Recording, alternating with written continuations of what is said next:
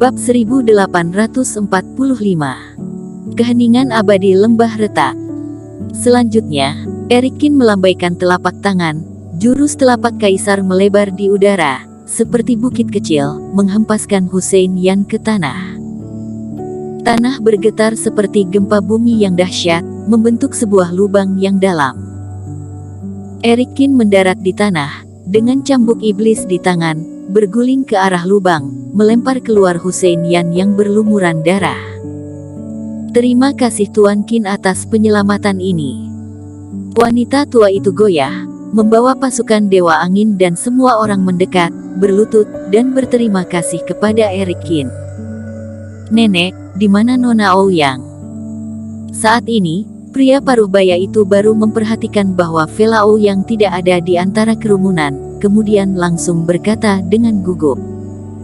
Demi menyelamatkan kami, Nona mengalihkan perhatian Leonardo Yan dan pasukan roh jahat. Sekarang aku juga tidak tahu dia sampai di mana. Wanita tua itu berkata dengan air mata di wajahnya. Tuan Qin, tolong selamatkan Nona keluargaku. Pemimpin Qin. Pasukan Dewa Angin semuanya juga terlihat sedih, bersujud ke arah Erikin.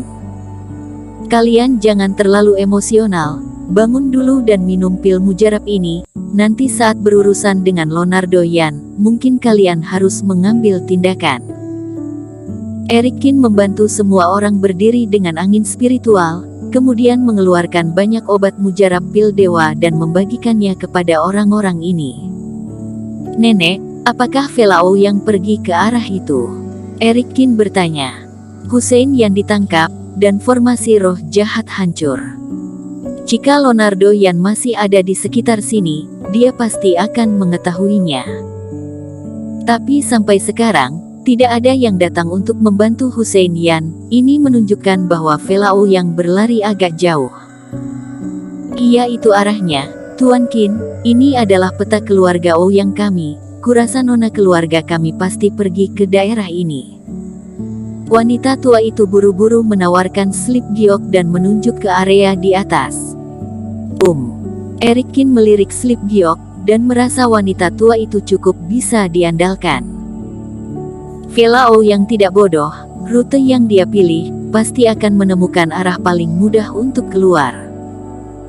Pasukan Dewa Angin yang terluka parah, tetap di sini dan tunggu. Pasukan Dewa Angin lainnya yang mampu bertempur, dengarkan perintahku dan ikuti pemimpin Qin untuk menyelamatkan Nona. Wanita tua itu mengambil pil dewa dari Erikin, wajahnya yang pucat sudah sangat mereda. Saat ini, dia merasakan reiki di tubuhnya melonjak, dan semangat juangnya bangkit kembali. Banyak pasukan Dewa Angin juga bangkit, mereka disiksa oleh Hussein Yan, kebanyakan terkena luka kulit. 80 pasukan Dewa Angin, saat ini ada lebih dari 30 yang masih memiliki kekuatan untuk bertarung. Erikin mengangguk, kali ini dia juga tidak menolak. Meraih Hussein Yan yang tersegel, Erikin tiba-tiba terbang, disusul pasukan Dewa Angin. Namun, meskipun Erikin menentukan arah, dia tidak berniat menabrak seperti lalat tanpa kepala. Di udara, menjambak rambut Hussein Yan, Erikin berkata dengan dingin sambil memperhatikan gigi berteriak kesakitan dan menyeringai. Hubungi kakak tertuamu, katakan kamu sudah di sini sudah selesai, tanyakan padanya tentang situasi di sana, dan beritahu aku lokasi Leonardo Yan. Kamu, jangan berharap. Hussein Yan menggertakkan giginya kesakitan, tapi tetap bersikeras tutup mulut. Aku paling suka orang gigih. Erikin tersenyum, beberapa api suci mengikuti telapak tangannya dan masuk ke tubuh Hussein Yan. Raut wajah Hussein Yan tiba-tiba berubah. Dia awalnya berlatih metode roh jahat, takut akan energi yang dan api suci. Erikin malah ahli dalam hal ini. Api suci yang masuk, membuat Hussein Yan gemetar, kulitnya mulai mengeluarkan asap biru. Sementara Erikin sedang terbang, Hussein Yan berteriak tanpa henti, dan suaranya lebih buruk daripada suara seekor babi terbunuh. Aku akan mengatakannya. Tanpa menahan 10 tarikan napas, Hussein Yan meratap dan memohon belas kasihan. Kamu buka kerohanianku, aku akan berkomunikasi dengan kakak tertuaku. Boleh, tapi sebaiknya kamu patuh, kalau tidak, aku bisa terus menyiksamu di perjalanan, dan kemudian melemparkanmu ke keluarga Ouyang. Diperkirakan mereka juga berharap bisa menyiksamu untuk membalas dendam selama ribuan tahun. Eric Qin dengan dingin mengingatkan Hussein Yan. Jika kejadian ini akhirnya terungkap, maka keluarga Yan mau tidak mau akan menghadapi kemarahan keluarga Ouyang. Sementara itu, jika partai Jihuo tidak membantu, keluarga Yan bisa hancur. Hal ini memberi Hussein Yan pemahaman baru. Tapi jika membiarkan Eric Qin menemukan kakak tertuanya dan mereka, dengan mengandalkan token kakak tertua dan pasukan roh jahat, mungkin saja bisa menghancurkan Eric Qin sekaligus. Kemudian baru membunuh pasukan Dewa Angin yang terluka parah, membuat kematian tanpa bukti. Baik, aku pasti akan bekerja sama. Memikirkan hal ini, Hussein Yan mengertakkan gigi. Segera berkomunikasi dengan kakak tertua. Namun, laut kesadarannya terpantau oleh Eric Qin, sehingga Eric Qin bisa mendengar semua yang dia katakan. Leonardo Yan ada di sisi lembah retak, dan Velao yang belum tertangkap. Setelah transmisi suara, Eric Qin juga mendengar informasi yang ingin dia ketahui. Melihat peta, lembah retak berjarak 500 mil di bagian utara semua orang. Kerja bagus. Eric Qin menamparkan Hussein Yan dan membuat Hussein Yan pingsan, lalu memberitahu pasukan Dewa Angin, semua orang segera berbelok ke beberapa arah dan menuju lembah retak. Ada yang salah dengan adik kedua, kita harus percepat dan tangkap jalang ini. Di akhir transmisi suara, Leonardo Yan terlihat dingin dan berkata kepada pasukan roh jahat di sampingnya. Di bawah kaki mereka, ada lembah retak tanpa dasar, aura dalam dan dingin, terus-menerus menembus kedalaman lembah retak. Dan di depan semua orang, Velao yang berlari kencang sepanjang jalan, dan Leonardo Yan juga mengejar tanpa henti di belakang.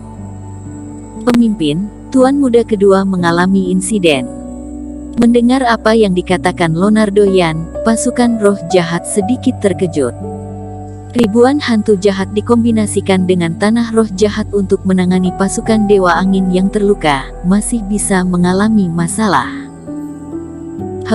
Takutnya pria paruh baya yang melarikan diri itu, mencari seorang pembantu dan menangkap Hussein Yan, bajingan tidak penting ini, dipaksa untuk menanyakan lokasi kita.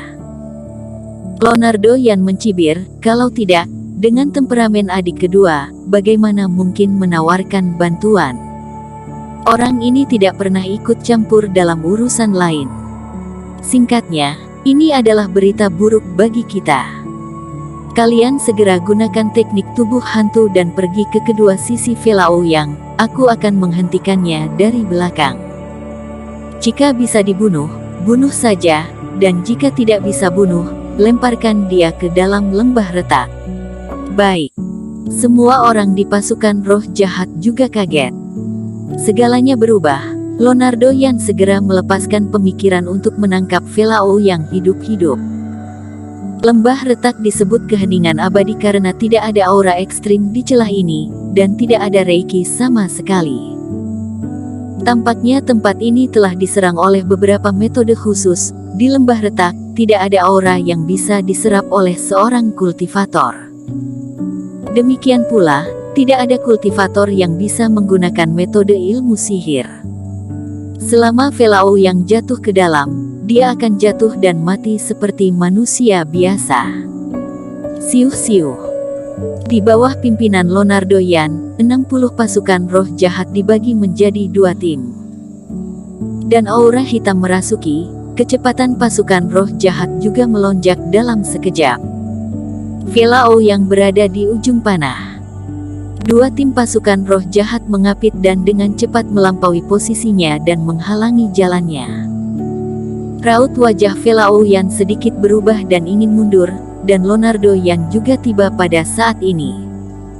Teman seiman Ouyang, jangan memberontak lagi. Terima nasibmu dengan patuh, penderitaanmu akan berkurang. Leonardo Yan, jangan berpura-pura. Vela Ouyang mencibir. Bersambung.